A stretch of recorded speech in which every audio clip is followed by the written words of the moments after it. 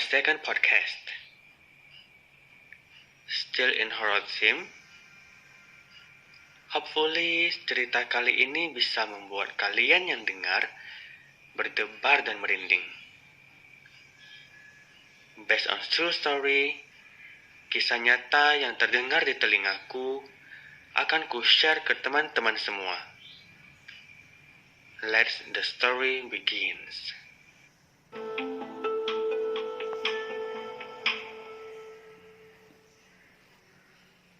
Setiap bangunan tentunya menyimpan berbagai cerita mistis yang tidak semua orang tahu.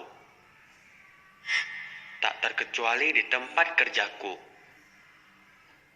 Sekitar 2 bulan lalu, sebut saja Bella. Bella ini adalah anak temanku, di mana setiap siang setelah pulang sekolah, Bella akan ada di kantorku sembari menunggu mamanya pulang kerja.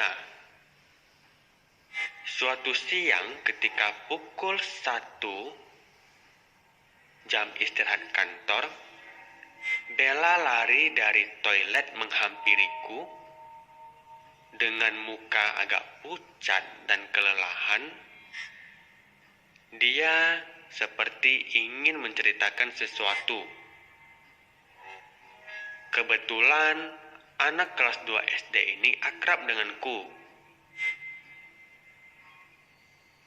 Om, tadi di toilet seram banget.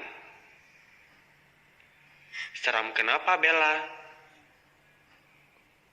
Tanyaku kepada Bella. Menurut penglihatan Bella, dia melihat sesosok orang berwarna hijau di toilet. Orang tersebut diselimuti kain dan terikat sampai di kepalanya. Bella juga menyebutkan bahwa orang itu melihat ke arahnya sambil melompat-lompat. Dalam hatiku, aku mulai merasakan sesuatu yang tidak beres. Menurutku, anak kelas 2 SD ini tidak sedang ngaur ataupun mengada-ngada. Seketika bulu kuduku berdiri. Dalam hatiku berkata, itu pocong loh nak yang kamu lihat. Fix, menurutku yang dilihat Bella adalah pocong. Aku terdiam dan merinding.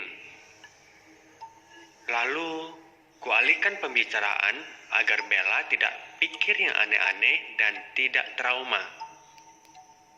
Minggu lalu, Ida temanku melewati komplek rumah di samping tempat kerjaku. Kebetulan komplek ini memang agak sepi.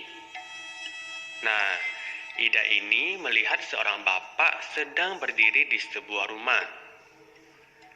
Yang jelas-jelas komplek yang sepi, sangat sepi, dan pada waktu itu tidak ada orang yang keluar rumah kecuali seorang bapak yang dilihat Ida. Saat melewatinya, dia sengaja lihat dari spion karena penasaran apa yang dilakukan bapak itu sendirian.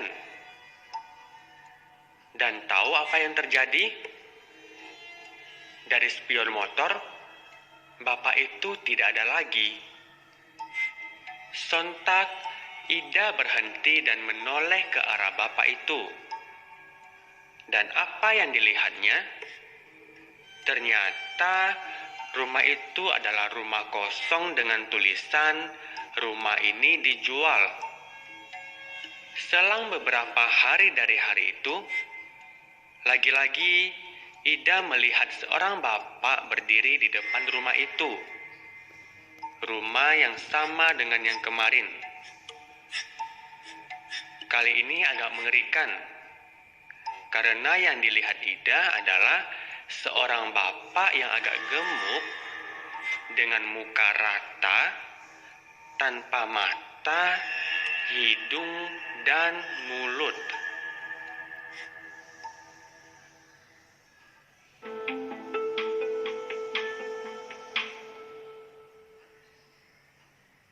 Okay everyone, enough for today.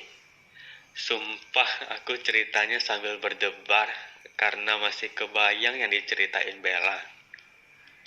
Dan yang diceritain Ida juga ya. Kebayang gak sih ketemu dengan seorang bapak yang mukanya rata tanpa mata, hidung, dan mulut?